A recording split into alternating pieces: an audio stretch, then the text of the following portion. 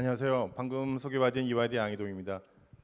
저는 작년에 그 한국경영정보학회 회장을 하고 올해는 이제 한국경영학회, 대한경영학회와 다른 학회인데요. 거기 디지털 경영위원장을 맡으면서 그 초거대 AI 세미나를 매달 진행해 오고 있습니다. 그래서 저희 그 한국경영학회는 회장 임기가 3월 달부터 시작을 해요. 그러니까 3월 달에는 이제 MIS 관련된 학회와 같이 했고 4월 달에는 파이낸스 쪽으로 증권학회, 그다음에 5월 달에는 회계학 쪽으로 회계학회, 6월 달에는 마케팅학회, 그다음에 이제 7월 달에는 전략경영학회 등등등 자세한 말씀 제가 소개시켜드리겠습니다. 오늘 제가 발표드릴 내용은 그 우리 김재인 교수님처럼 뭔가 좀 프로파운드한 얘기보다는 경영 현재 시제로 초고대 AI, 특히 챗GPT를 포함해서 현재 이 시장이 어떻게 움직이고 있고 경영학은 과연 여기에 대해서 어떻게 대응해야 되는가, 상당히 어떻게 보면 현상적이자 또 좀 국소적인 그런 내용이 되겠습니다.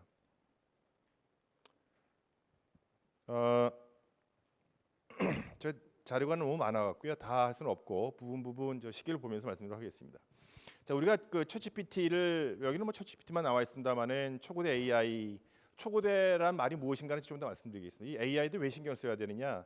그 뉴욕에 있는 그 인터내셔널 폴리틱스, 그러니까 국제 정치 연구소가 유라시아 그룹이라고 있는데요. 여기서 이제 올해 초에 지금 전 세계적으로 관심을 가질 10대 리스크를 뽑았습니다.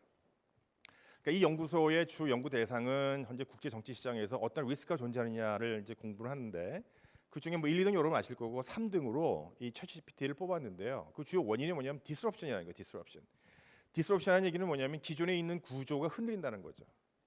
이게 이제 AI 리스크로 다른 레이블링으로 하시는 분도 계시는데, 뉴욕 타임스 같은 경우에는 이거를 이제 AI 리스크라고 얘기하면서 한 3가지 정도 분류로 나눕니다. 단기적으로는 hallucination, 아까 김 교수님께서 말씀하셨습니다만은 이 hallucination이 왜 문제가 되냐면요. 여러분 챗GPT 3.5 작년 11월 달에 나오고 금년 4월 달에 4.0이 나왔는데, 이 데이터는 아시겠습니다. 굉장히 많은 양의 데이터를 얘네들이 트레이닝을 받았죠. 주로 이제 북 챕터들 영향을 많이 트레이닝을 했습니다. 물론 거기 나오는 상서로운 얘기들 또는 뭐 어덜트한 내용은 다 배제하고, 그걸 누가 배제하냐면 사람이 다 들어가서 배제했어요. 그런데 문제는 뭐냐면은 이 생성형 AI의 특징이 사용자와 커뮤니케이션이에요. 사용자가 질문을 던지면 얘가 그 질문에 대해서 가장 만족스러운 답을 그럴싸하게 내놓습니다. 그러니까 이건 우리가 커뮤니케이션으로 우리가 이해를 해줘야 되는 거고요. 두 번째는 이게 그냥 검색은 아니에요. 검색은 있는 거를 가져다가 브로커처럼 전달해 주는 건데, 얘는 그거를 검색해 주는 게 아니고 자기가 배운 바를 바탕으로 해서 그럴싸하게 만들어 줍니다. 그런데 이제 이게 문제는 뭐냐면 헐루시네이션이 왜 문제가 되냐면은 얘가 저를 알아요. 지금 3.5와 4.0에 지금 인풋 때는 뭐 멀티모달이다. 그다음에 인풋 때는 단어 개수가 3,000개도 2만 원. 이게 더 중요하지만 중요한 거는 3.5와 4.0이 저를 기억하는 폭이 늘어났다는 거예요. 3.5가 저를 기억하는 폭보다 4.0이 저를 기억하는 폭이 무려 지금 뭐 한 8배 정도 증가했다고 제가 알고 있습니다. 그러면은 얘는 저를 알기 때문에 거짓말을 어떻게 해야 저를 만족하는지 아는 거예요. 실제로 주변에 그런 말씀 많이 들어보셨을 거예요. 어떤 교수님이 논문 써야 되겠다, 레퍼런스 달라, 100개를 쭉 뽑아와서 그대로 인용했더니 큰 코 다쳤다. 상당히 많은 논문이 가짜라는 거예요. 있지도 않은 논문이. 그런 것들이 많이 벌어집니다. 그러니까 이게 디스럽션이죠. 그다음에 중의적인 단계로서는 이제 고용 시장에 영향을 줍니다. 얼마 전에 아이키아에서 8,500명 콜센터 해임시켰죠.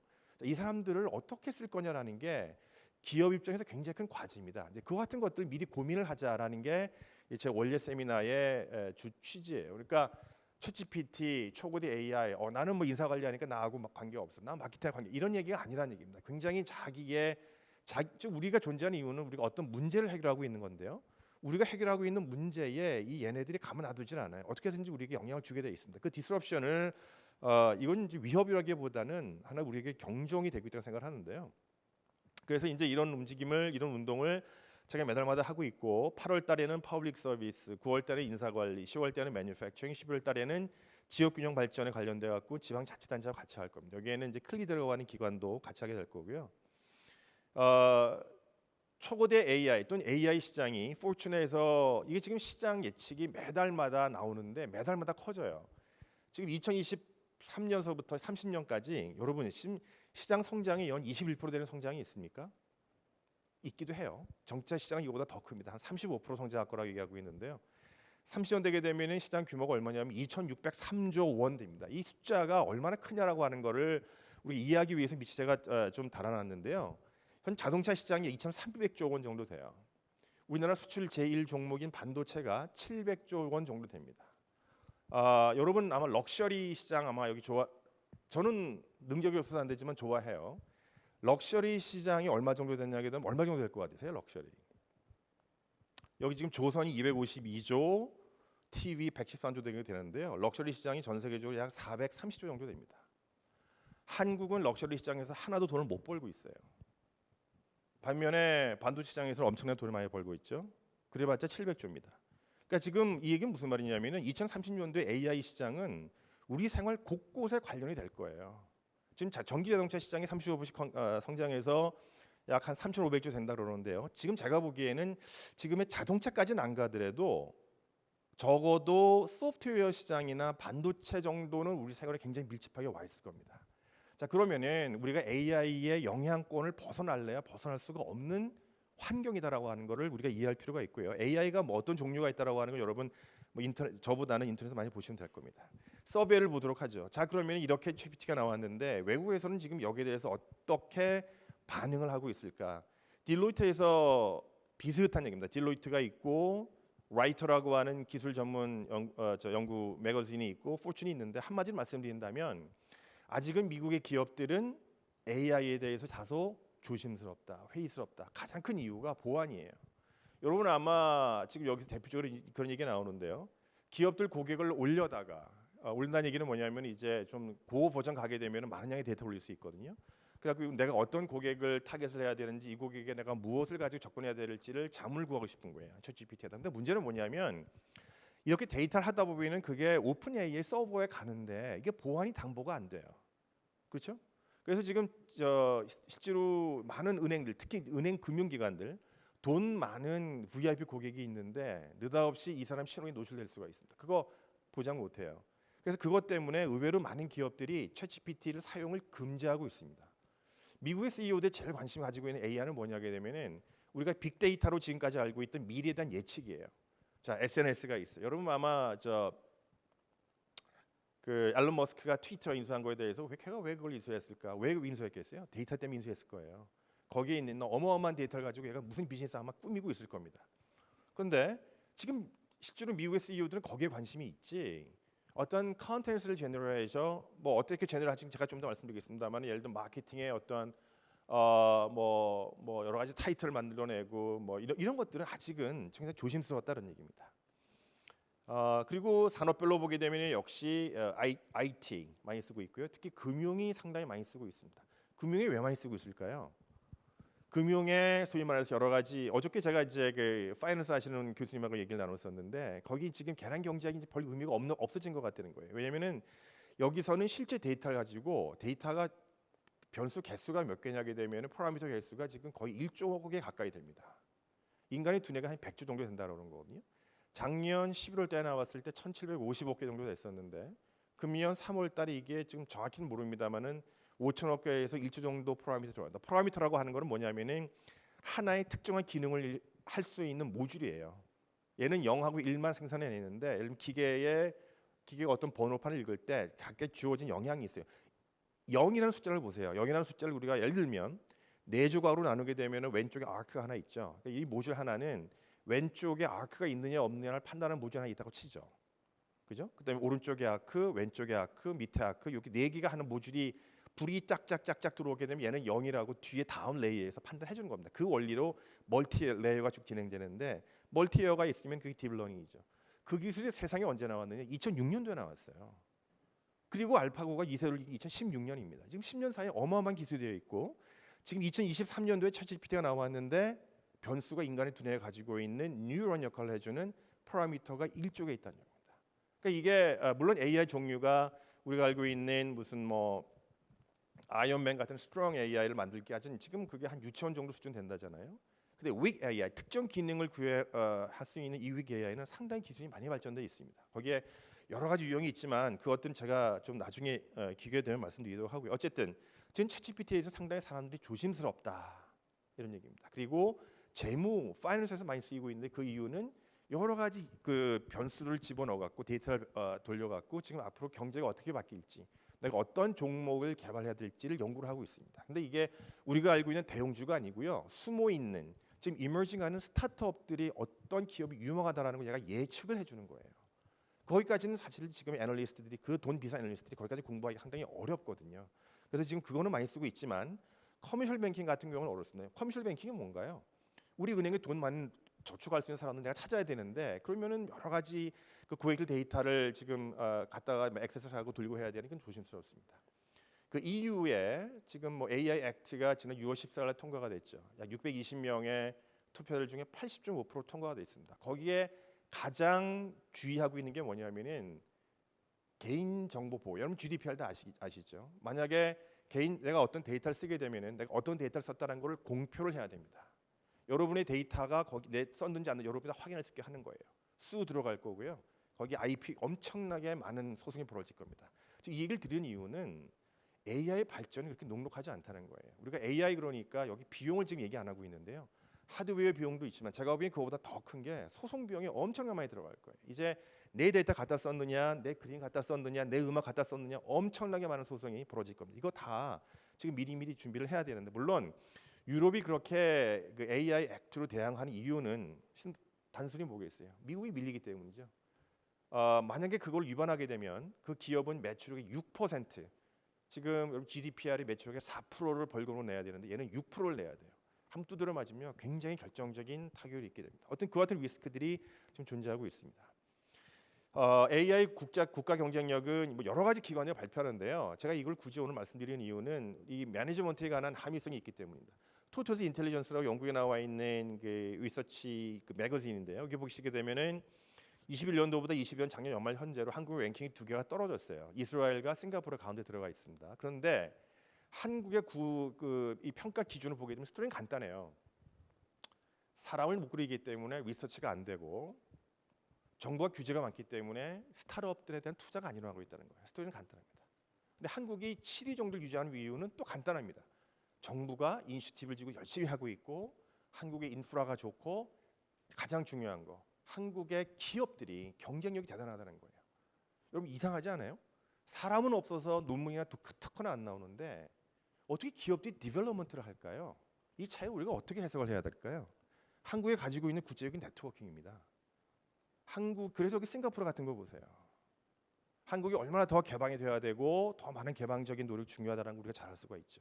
그럼 우리가 앞으로 어떻게 나가야 되느냐? 뭐 방향은 정해져 있습니다. 근데 문제는 대학이 과연 이 역할을 해낼 수 있느냐는 얘기입니다. 탤런트를 누가 길러낼 거냐? LG나 삼성 같은 데에서 사내 대학들 많이 이뤄내고 그다음에 교육부에서 얼마 전에 인가를 받았습니다. LG가 놀라운 얘기입니다.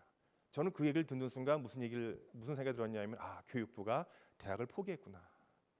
거기에는 여러 가지 프로그램이 있어요. 단기적으로 내 문제를 해결할 수 있는 프로그램도 있고요. 학위과정처럼 2년짜리 학위도 있고요. 뭐 박사과정 같은 것도 합니다. 굉장히 바람직한 현상이고요.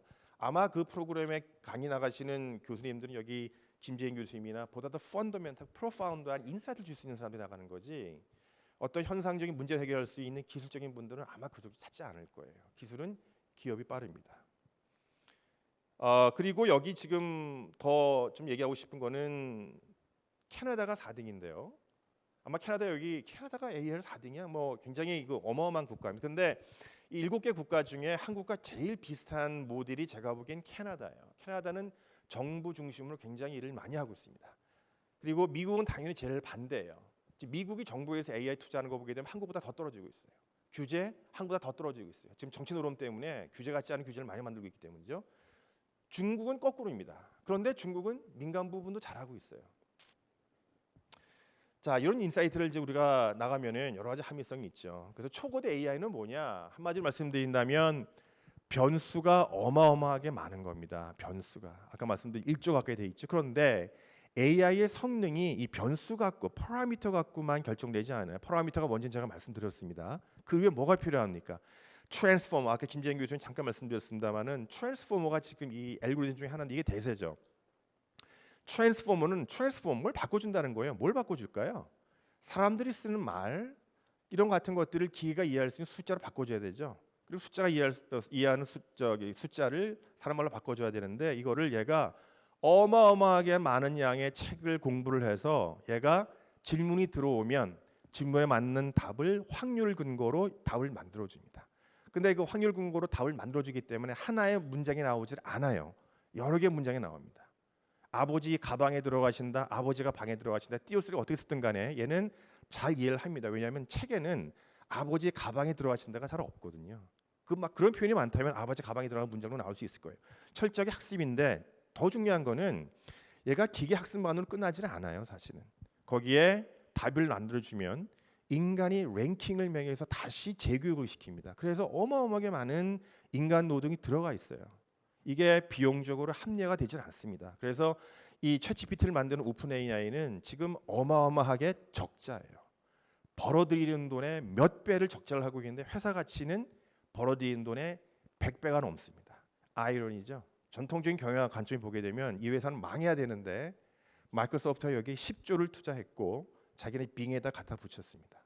샘 알트만이 전 세계 돌아다니면서 AI 전도사가 되고 있고 한국에도 왔고 미국 의회 가갖고 빨리 규제를 만들어 달라.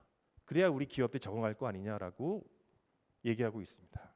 그 얘기는 제가 보기에는 의원들하고 지금 로비하고 있는 거라고 저는 그렇게 해석을 해요. 잘 지내자는 얘기죠. 그다음에 여기 AI 칩도 필요합니다. 지금 반도체가 상당히 어렵습니다만은 올해 하반기 내년부터는 시장에 들어왔을 거예요.